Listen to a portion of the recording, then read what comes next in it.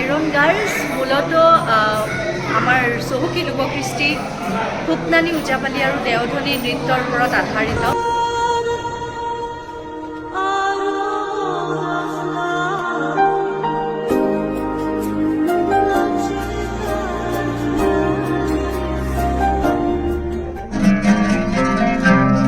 আমাৰ কাহিনী আৰম্ভ এই সেউজীয়া গাঁওখনৰ পৰা।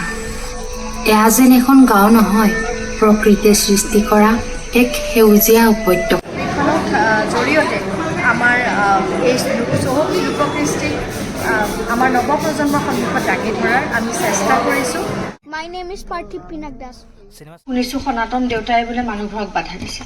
কৈছোঁ মৰা নাই, কোনোবাই কিবা হানি কৰি মাৰিছে। আমাৰ এই সুন্দৰ সংস্কৃতি দেওধনী নৃত্যক জীয়াই ৰাখিম বুলি সংকল্প লোৱা নাই।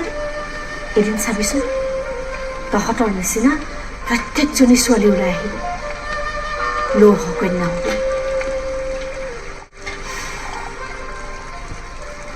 সঁচাকৈ বহুত ভাল লাগিল আৰু আপোনালোকে চাবৰ কাৰণে আহিব। আৰু এইখন চিনেমাত য'ত শ্বুটিং কৰিছে নহয়, লোকেশ্যনটো কি ধুনীয়া ভূটানত ঠাই এটা, আপোনালোকে আহিলে উপভোগ কৰিব পাৰিব। আৰু বাইদেউ, চিনেমাখন সঁচাকৈ বহুতেই ভাল লাগিলে। তোমাকো ধন্যবাদ। আজি বিশেষ দিনটোত আমাৰ লগত তুমি উপস্থিত আছা। চহকী লোককৃষ্টিৰ আধাৰত এই ছবিখন নিৰ্মিত হৈছে। পদ্মশ্ৰী গুণপ্ৰিয়া ডাঙৰীয়াৰ জীৱন সংগ্ৰামৰ ওপৰত এই ছবিখন নিৰ্মিত হৈছে। চলচ্চিত্ৰখন উপভোগ কৰিবলৈ আহিব আৰু আমাক আশীৰ্বাদ প্ৰদান কৰিব।